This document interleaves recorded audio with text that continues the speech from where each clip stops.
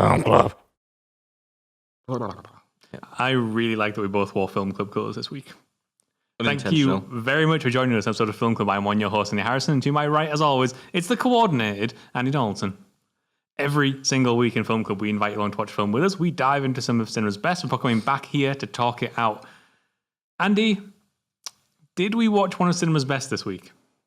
We watched The Princess Bride. So give them the rundown, quick rundown. What's A Princess Bride about? The Princess Bride starts off a story being read by a grandpa to a sick little grandchild who seems a bit like, oh, really? Anyway, and in the story is about a girl called Buttercup that really likes a stable boy.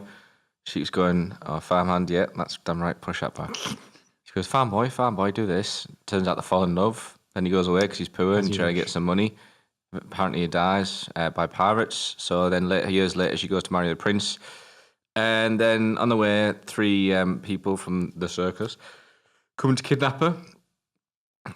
One's a giant, the other's a Spanish swordsman, and the other's like a small kind of self-proclaimed intellectual. And so they go and take her away, and then this guy in a black kind of Zorro kind of outfit comes, chase them up cliffs, then one by one defeats them all in a battle of swords, a battle of strength, or like kind of, in some respects, agility, strength, and then finally in the battle of wits. And then it turns out that he is the long-lost farm boy, and they're like, oh my god, yeah, nice one. Bum, bum. Yeah, which I could fucking tell. Yeah, I mean, obviously. Yeah. Anyway, that goes on. The king who was to marry Buttercup turns out he's a master tracker. He goes to find them, and then he imprisons pretty much imprisons both of them. He imprisons the farm boy. He makes him die by a machine that sucks out life from him. And then the giant and the swordsman find each other again, and it's just like, oh, can I hear screams? Go and meet up with him, and then they'll go and fight with the prince, and then the prince doesn't die. He just gets strapped down. It's like humiliated. And it's the end. Yeah. So neither of us had seen The Princess Bride last week. We did this because last week we took a look at Rob Reiner's Stand By Me. And now we thought, let's continue having a look at his work and take a look at the one that everyone talks about, like is referenced constantly, Princess Bride. What do you think? I really enjoyed it at the start. I liked the whole idea of invention. It reminded me of a few different films. It reminded me of something like Neverending Story, to be fair. Especially when he's going up cliff and you got like the giant and then you got the swordsman and stuff like this. Tangerine the giant, by the way, which was a nice little cameo. I say cameo, it's actually... It's a role. Yeah, it's a role.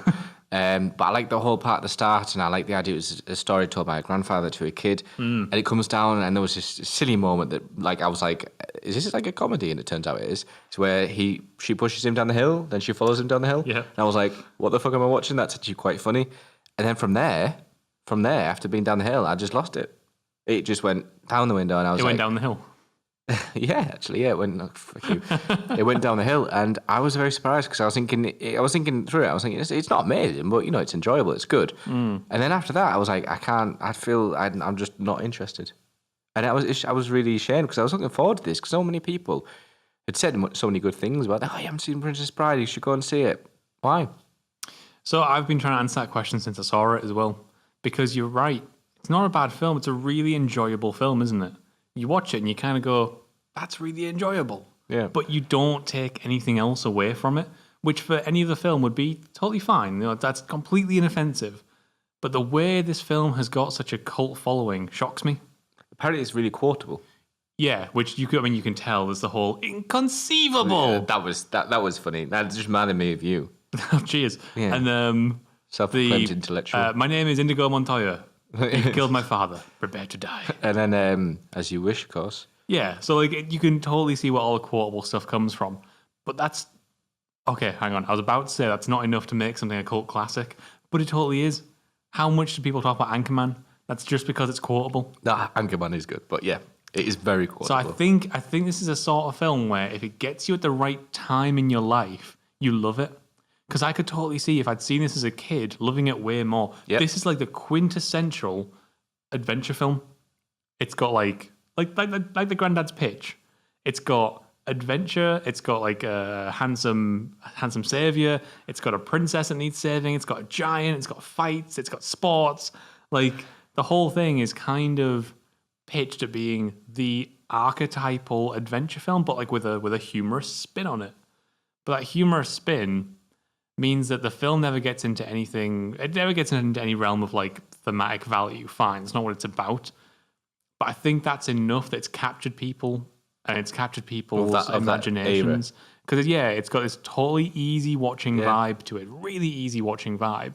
Add in that it ages immensely well because it's in that period where those sets are all real, all those effects are real. Even something like towards the start with the eels, they don't look necessarily like bad. They're exactly. Like, that reminded me of something of like maybe Beetlejuice, Exactly. So you can go back to this film for the rest of your if you got this when you were like 12, if you saw this film when you were like 12 and it captured your imagination a little bit, it spoke to you on a humorous level because like this is the first time you'd seen that sort of spoofy humor or something.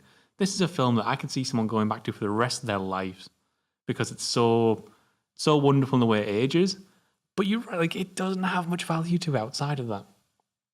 I must be out of that age range because I just didn't at the start. I did, but then I just didn't towards the end. It just started kind of getting a bit convoluted and a bit like unnecessary. Yep. The whole death machine. It really does. And I just love the idea of this guy going on an adventure with his bride. I just feel like if they didn't the second part to it with the prince and all that stuff, like.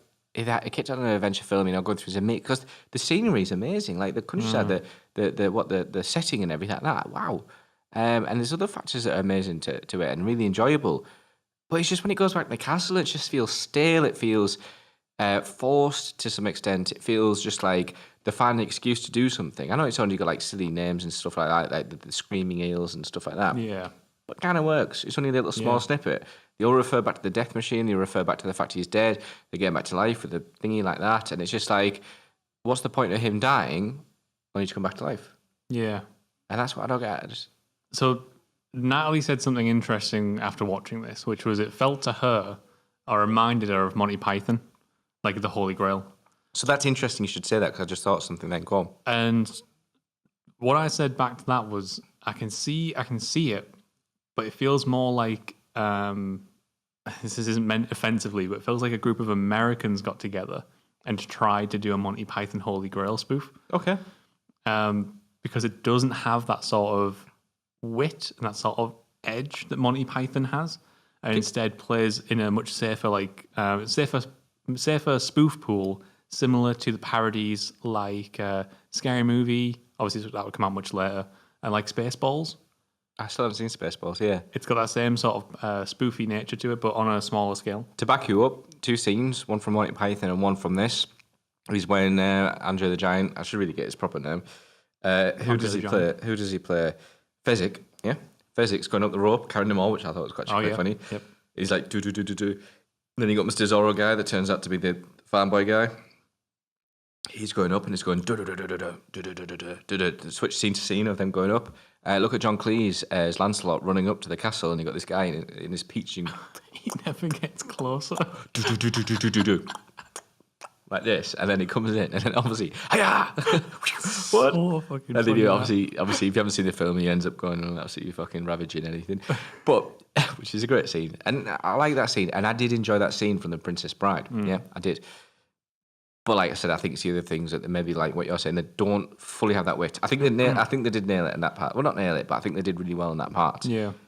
I don't know. It does feel a bit Monty Python-y. It feels like they're trying to take parts of it. I wouldn't say it's fully Monty Python, like recreation.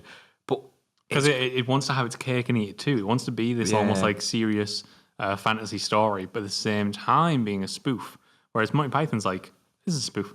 They'll get arrested in the end. It has spoilers. It's been out that long, so it's fair. And if you haven't seen it, then it's your fault. It has sincerity and genuine kind of reason in the first bits. Like I love that moment between the Zorro guy and the Spanish Zorro guy as well.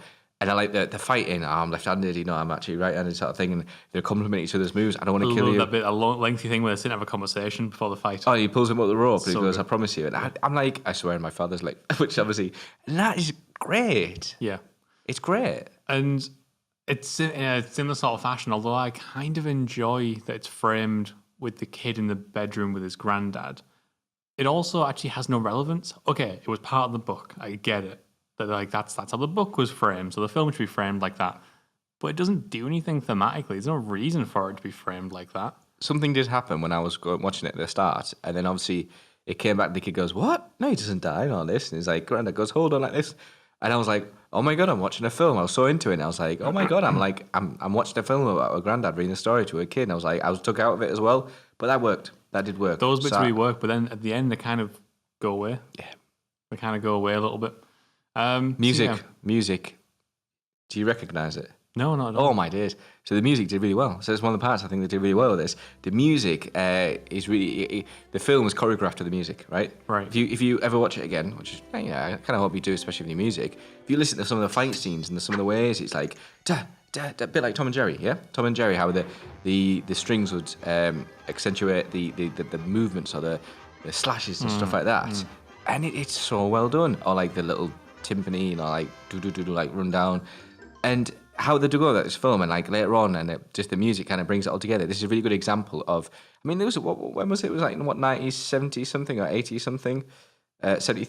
No, it's 73, 87. Sorry, that's it. Sorry, 87, and that kind of that kind of like having an orchestra to accentuate the film, to choreograph the film sort of thing, or the film to choreograph the you know what I mean. Anyway, my point. That's quite late.